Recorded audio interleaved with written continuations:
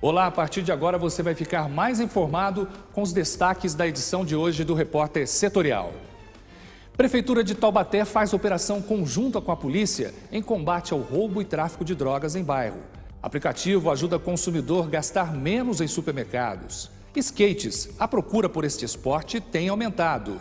Consórcios, conheça mais os riscos e vantagens desse sistema de compra. E veja também. Olha, tem gente que segue fielmente, né, a música dos Titãs, do acaso, vai resolver enquanto eu andar distraído, mas olha, é muito melhor planejar para chegar ao sucesso. Hoje, quem está aqui para falar sobre isso é Mariana Marco, ela é especialista em alta performance e já vai dizer coisas muito importantes para você, eu tenho certeza. Já, aqui.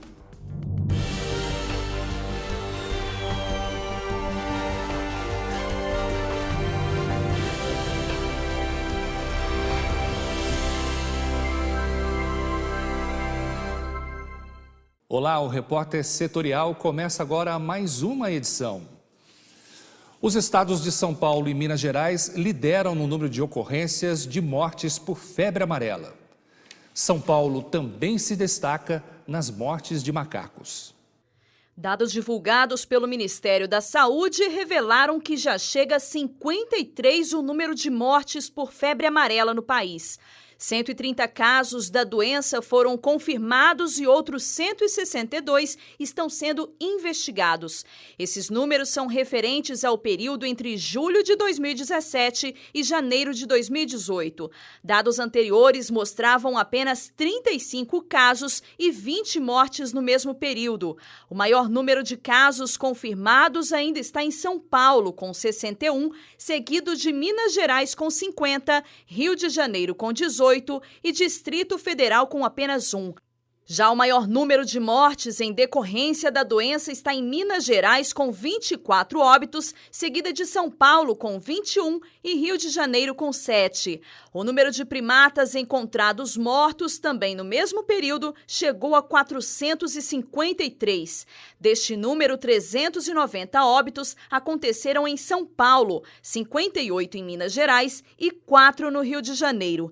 Mas é importante ressaltar que esses animais não são transmissores da doença. Portanto, não é a eliminação dos macacos que vai resolver o problema. Mato Grosso, Minas Gerais, Rio de Janeiro e São Paulo foram apontados como principais regiões de transmissão da doença. O Ministério da Saúde garantiu que as campanhas de vacinação vão ser intensificadas onde existem maiores registros de circulação do vírus. Para isso, mais de 57 milhões de vacinas já foram distribuídas em todo o território nacional. A expectativa é que só em São Paulo 8 milhões de pessoas sejam vacinadas. Na capital paulista, 3 pontos turísticos foram fechados para visitação depois que 3 macacos mortos infectados pela febre amarela foram identificados na região sul. Denúncias de roubo e tráfico de drogas em 2 conjuntos habitacionais do bairro Barreiro, em Taubaté, fez com que a prefeitura iniciasse um trabalho com a Polícia Militar para controlar a situação. A repórter Carolina Silva tem mais informações. Estão participando desta operação 4 departamentos da Prefeitura e a Polícia Militar. Nós vamos conversar aqui agora com o capitão Euclides, que é o diretor de segurança aqui de Taubaté. Olá, capitão. Conta pra gente quais foram as denúncias que vocês receberam desses conjuntos habitacionais lá no Barreiro. Nós recebemos várias denúncias lá de tráfico de drogas, invasão de propriedade, que seriam a invasão de apartamentos, destruição de patrimônio público, né, e privado, e constrangimento ilegal dos moradores por parte de criminosos. No que consiste essa operação? O que esses departamentos da Prefeitura e a PM estão fazendo lá? Inicialmente, o planejamento é que nós entramos com a segurança já há alguns dias, para garantir a segurança dos moradores, e entrar com a operação de prisão de infratores que estavam lá, né? Nós conseguimos aí prender logo no primeiro dia pessoas por furto de veículos. Posteriormente, nós prendemos mais 2 por tráfico de drogas num apartamento que já foi reintegrado, inclusive. E também agora entramos numa etapa de prisão com relação a furto de energia, né? Já foram conduzidas mais de 14 pessoas por questões de furto de energia, sendo que 2 ficaram presas em flagrante. E até quando vai essa operação? Essa operação inicial, saturação, ela tinha uma previsão de 15 dias, mas nós vamos estender mais um pouco, até porque nós ainda temos que fazer. Nós iniciamos pelo Capeleto, que é o primeiro empreendimento, com 108 apartamentos. Agora nós iremos para o empreendimento maior que fica na frente, que é o Luchiari, que tem 320 apartamentos. As mesmas operações serão feitas nesse local. Depois que acabar essa operação nesses 2 conjuntos habitacionais, o que vai ser feito para que esses problemas não voltem a acontecer? Bom, eu queria destacar também que, além da questão de segurança, a Prefeitura, através dos outros departamentos, que é obras e serviço público, estão restaurando toda a área, a questão de alambrados, muros e a reforma dos próprios lá. A Polícia Militar e a Guarda Municipal vão permanecer na área. Existe um planejamento já através do comandante da companhia, o capitão Souza, que é o comandante da Polícia Militar, para que a vizinhança solidária seja instalada naquele equipamento, para que as pessoas tenham uma participação mais direta com a Polícia Militar para denúncias e comunicação de algumas irregularidades. É exatamente essa a minha próxima pergunta. O que a população lá, os moradores desses locais, eles podem fazer para garantir a segurança? É fazendo denúncias? A população de bem, ela não deve ter medo, ela deve enfrentar isso através de denúncias, através do 190, através do 153, que é o da Guarda Municipal, 2 telefones 24 horas por dia, ou outro canal. Ela não precisa se identificar, ela apenas passe a denúncia, identifique quem são os autores lá, apartamento, número, o que está acontecendo, para que a gente possa averiguar e dar essas garantias de segurança. Capitão, quantas pessoas estão envolvidas nessa operação, trabalhando lá para garantir a segurança dos moradores? Só da Secretaria de Segurança, juntamente com a Polícia Militar, mais de 50 pessoas por dia. E aí ainda temos as pessoas que estão da Secretaria de Mobilidade Urbana, Secretaria de Serviços Públicos, Serviço Social. Eu acredito que diariamente nós temos aí beirando aí quase 80 pessoas trabalhando lá por dia. Muito obrigada, capitão. Segue o repórter setorial. O governo federal se contradiz sobre a data de votação da reforma da Previdência. O próprio governo entrou em contradição quando o assunto foi a data de votação da reforma da Previdência. Primeiro-ministro da Fazenda, Henrique Meirelles, afirmou que existe a possibilidade de que a proposta seja votada no plenário da Câmara em novembro, depois das eleições. Só que o secretário-geral da Presidência, Carlos Marum, voltou a afirmar que a votação vai ocorrer sim no mês de fevereiro, como já havia sido anunciado pelo presidente da Câmara dos Deputados, Rodrigo Maia. Nós queremos reafirmar de forma peremptória a decisão e a disposição do governo em votar a questão da reforma da Previdência ainda no mês de fevereiro e nos dias estabelecidos na agenda proposta pelo presidente da Câmara dos Deputados, Rodrigo Maia.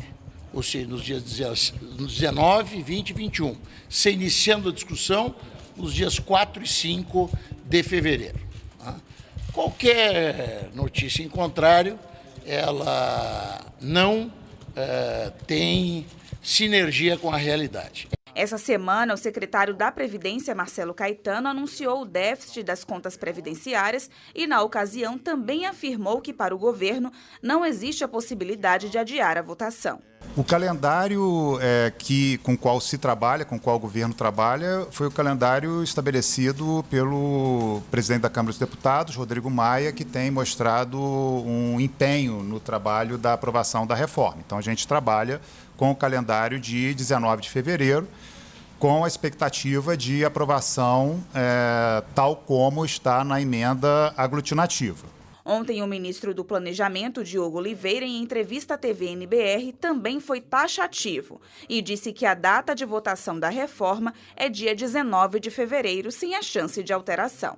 O trabalho que está sendo feito pelo governo federal é no sentido de que tenhamos a votação ainda em fevereiro, conforme o próprio presidente da Câmara havia anunciado no final do ano passado, e este é o trabalho que está sendo feito.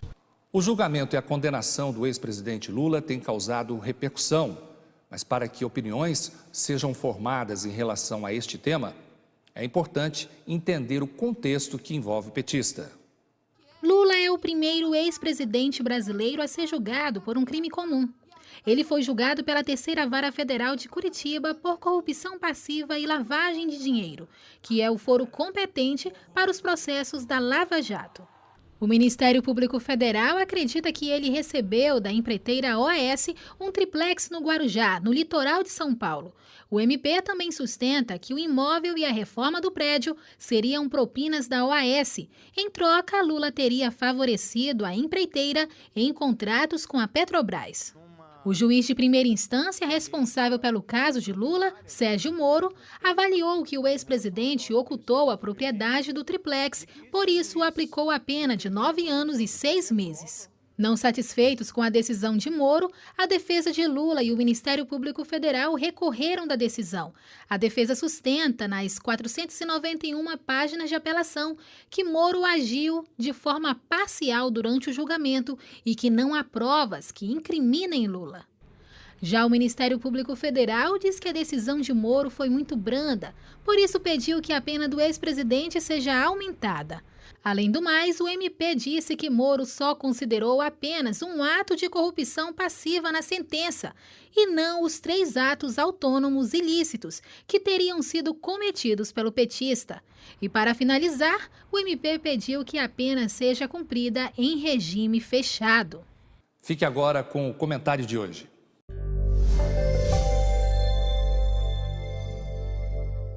Amigos, li num jornal de renome na imprensa brasileira e, aliás, tenho ouvido alguns comentários de gente respeitável na área jurídica falando que elevar a pena do Lula vai favorecê-lo para anular o julgamento do recurso lá no Tribunal do Sul.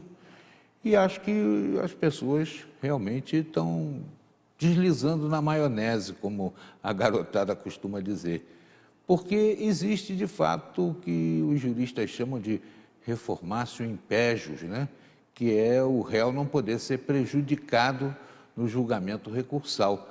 Mas isso diz respeito à situação em que apenas o réu recorre da sentença. Ele não pode ser apenado em maior gravidade por ter feito um recurso pessoal. Mas quando o recurso vem acompanhado também do recurso do Ministério Público, essa possibilidade de elevar a pena é real, existe. Eu acho que a turma que está defendendo o contrário ou está querendo realmente fazer uma marola para ajudar o ex-presidente ou está, como dizem os jovens, deslizando na maionese. É possível aumentar a pena no caso em concreto porque houve recurso, tanto do Lula quanto do Ministério Público.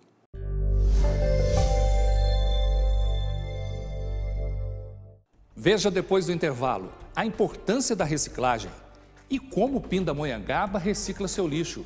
Em instantes.